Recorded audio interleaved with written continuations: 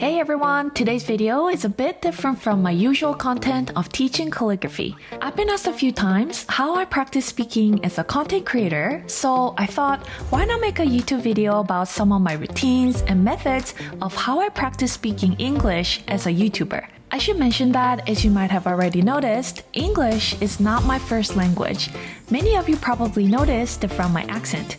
My whole family came to Canada from Korea when I was 12 years old. And yes, I'm grateful that I had this amazing opportunity to learn English from a young age. But to my surprise, speaking monologues in front of a camera or to students when I teach is quite different from having a daily conversation in English. Explaining ideas or thoughts in English for a certain amount of time on a given topic was a completely different experience, requiring a skill set that I had to build from ground up. In this video, I'm going to share 4 of my practice routines and specific methods to improve my English speaking skills, focusing on how to become better at explaining ideas or thoughts effectively and fluently. This video is for those who are learning English as a second language and want to improve their speaking skills, as well as for those who are in search of an effective way to become an articulate speakers as content creators. So first of all, I realized that speaking practice is essentially a practice for learning how to think. If there's nothing to talk about, or if you know little about a particular topic, then obviously it's almost impossible to speak fluently because there isn't much to discuss. On the flip side, if you aim to excel at speaking in a specific language, you must have a profound understanding of the topic you're going to discuss and how to organize your thoughts about it. Professor Jordan Peterson said, if you're going to speak about something, you need to know 3 or 4 times as much as you're going to speak about at minimum. If you're going to speak effectively, you have to know way more than you're talking about, so this is often difficult for beginning lecturers at university because they'll do a lecture on a topic, but they only know as much as they're saying in the lecture. And they get kind of stuck to their notes because of it. Many people make mistakes when beginning to learn a second language. They focus solely on memorizing numerous words and studying grammar. I was one of them, of course. However, when asked to discuss a topic in their second language, even the ones they're familiar with and have decent knowledge about, their minds often draw a blank. It's as if what they know in their first language suddenly disappears from their mind. While a limited vocabulary may contribute to this difficulty, the main issue lies in the lack of structural content, knowing what to speak about rather than how to output what you have. Translating from my first language, which is Korean, to English is akin to attempting to revise an already completed painting. I found that this approach doesn't really promote fluency or articulate speech in one's second language. The point that I'm trying to make is this. To express thoughts eloquently and effectively in English, one must first practice thinking in English. This involves structuring a mental blueprint of what to say and establishing the structure of thoughts and ideas in English. Then we come to a question. How do you actually construct the blueprint of thinking before starting to paint your art of speaking? There are 2 methods that I can suggest for this. I call this the forest practice. The first method for practicing the forest practice is something you can do while watching a quality content. Gather high quality knowledge, preferably from podcasts or YouTube video content in English. Pay close attention to the main ideas or thoughts conveyed by the speaker, as well as how they structure their sentences to express these ideas. Then summarize the content in 1 or 2 sentences to comprehend it to a certain extent and make it your own. And next, based on your summary of the content, try to formulate the main thesis of your speech. Prepare yourself by roughly arranging your thoughts into spoken words in a structural and logical manner in your mind. During this practice, don't worry about 1 or 2 words that you may not know in sentences when watching the content. However, feel free to look them up if needed. This practice helps you to understand and learn how articulate speakers convey their thoughts in a logical and structured manner. It also enables you to learn how to create mental blueprints for your own speech based on the content you've consumed. Another way of doing the forest practice is to start by identifying the problems or issues you have in life directly instead of starting from consuming external contents, like things that bother you the most. So how I do that is that I sit down in a quiet place and begin by contemplating the problem I'm going to address in my speech. Try to do this process in English as much as you can in your mind. And then next, I consider stories that illustrate these problems, along with potential solutions drawn from my experiences or lessons learned. Sometimes I actually come up with decent solutions for the problem during this practice. These solutions then become part of my inventory of epiphany stories, allowing me to share how I resolved past issues. This process involves distilling your views on certain topics and arranging your thoughts logically in English to explain them in the simplest way possible. So this is an excellent thinking practice to develop the blueprint for your English speech. So some might wonder how the forest practice improves English speaking skills. Once you become proficient at formulating the main thesis you're going to speak about and arranging your thoughts effectively in English, all you need are some tools, which are some appropriate words and phrases to complete the task of eloquent speaking. The process of forest practice also serves as a great motivator for content creation. Once you get the wheels spinning, it becomes much easier to sit at your desk and start jotting down your thoughts. I sometimes have this urge to jot them down on paper even when I'm occupied with other tasks so as not to forget. So it's a good practice to have a notebook available and handy always. One of the issues for me at the beginning of the practice, I kept forgetting what I had in mind and losing focus. So in that respect, forest practice is a great way to enhance thought retention skills. To become an articulate speaker, it is important to know how to hold on to your thoughts in your head for a while. Mastering this skill is crucial for continuously producing sentences one after another, connecting them under one main idea rather than scattered thoughts. After the forest practice, the next step is to write and discuss.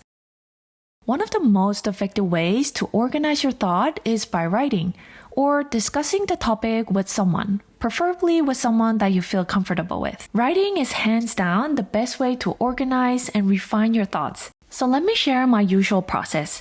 When I choose a topic for the video content, I start by creating a rough draft based on a research and my personal own experiences. Next, I revisit the draft, taking time to contemplate the idea, organize my thoughts, and add backstories or examples to support the idea. And then I work on the structuring of the flow of the content, determining what comes first, followed by the next logical sentence, and so on. So I arrange them to convey the meaning in the most effective way possible.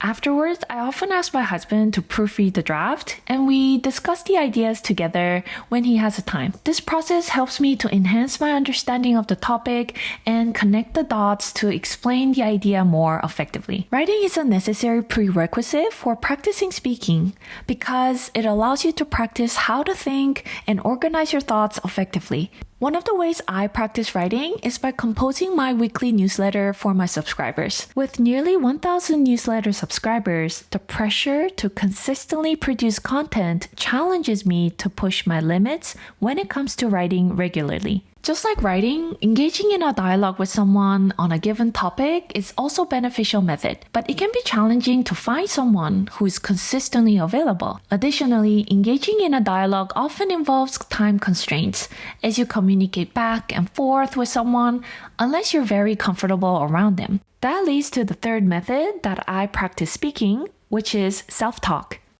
Self-talk has been a great way for me to test and improve my speaking skills. The way I approach this is that I usually imagine myself being on a podcast and start explaining a given question about my ideas on a specific topics. Speaking is kind of like painting a picture with a paint and a brush. You don't quite know how it's going to turn out until you actually try to paint something. As your skill level improves, you can, of course, visualize more accurately how your mountains and trees will turn out. But the key point here is that the only way to discover if your art and what you have in mind matches is by actually putting the brush on the canvas and start painting. In that respect, self-talk is a fantastic way to practice that. It's more forgiving way to practice speaking compared to the dialogue, as you don't have to worry about the consequences when you make a mistake and adhere to the time constraints. The last method that I use to improve my speaking skill as a content creator is to build as many quality English words and phrases as possible. I call this process a tree practice because it involves a more closer and detailed focus on individual trees within a broader forest of the main ideas and thoughts. While forest practice focuses on what speakers are saying, the tree practice emphasizes how each word or phrase is used to convey the meaning of the sentences, such as which words in the sentences should receive greater attention, and is there a better way to formulate intended meaning? Here's how to engage in a tree practice. Number 1, select high-quality podcast or YouTube content with articulate speakers. Number 2, when consuming the content, focus on the word choice and combinations they use, as well as how they compose sentences to express ideas or thoughts. In this practice, put a little more emphasis on how to convey the meaning rather than what the meaning of the content is. Number 3, then write down the whole sentences that include the phrases that you want to include in your Surface lexicon. Underline these phrases.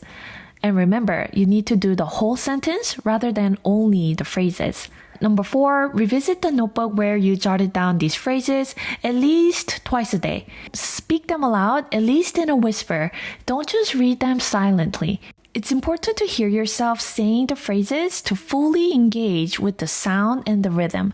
Use your mouth and face muscles to actually ingrain saying the word. Number 5, if you can, try to find at least 3 example sentences for the words or phrases that you have noted, so that you can grasp the connotation of the words rather than simply translating their direct meaning from your mother tongue. As you can see, this tree practice involves acquiring more and more individual trees to build a forest. There's a really subtle shift of focus when it comes to the forest practice and the tree practice. The forest practice involves how you practice paying attention to the overall ideas and meanings represented by 1 or 2 sentences, and on the other hand, in the tree practice, focus on which words and phrases are being used to express each idea and thought. The tree practice process is also known as expanding your Surface lexicon or Surface word list.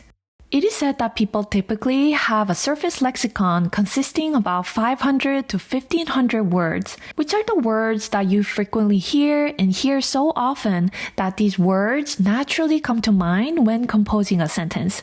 So they are your most actively used words. Beneath the Surface lexicon lies the Deep lexicon, comprising approximately 20,000 to 35,000 words. These are words that one recognizes or is freshly introduced to, but they're buried deeper because they're not being used as often in speech.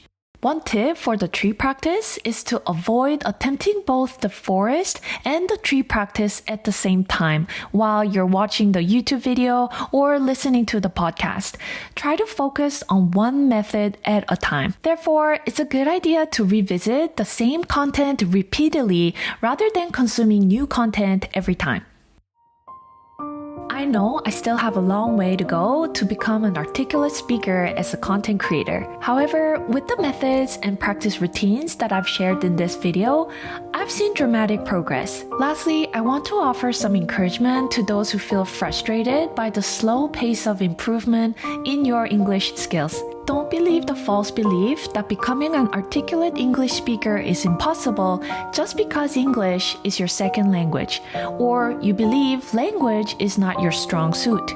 Such a false belief was one of the biggest roadblocks to my progress in becoming a better speaker when I first began my journey.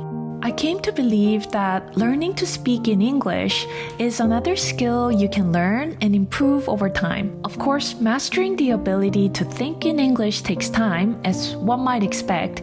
However, with consistent effort, it is achievable. It's never too late to start. With the right methods suited just for you and relentless pursuits, you'll reach your desired destination sooner than you might think. Thanks for watching. I'll see you in the next one. Bye.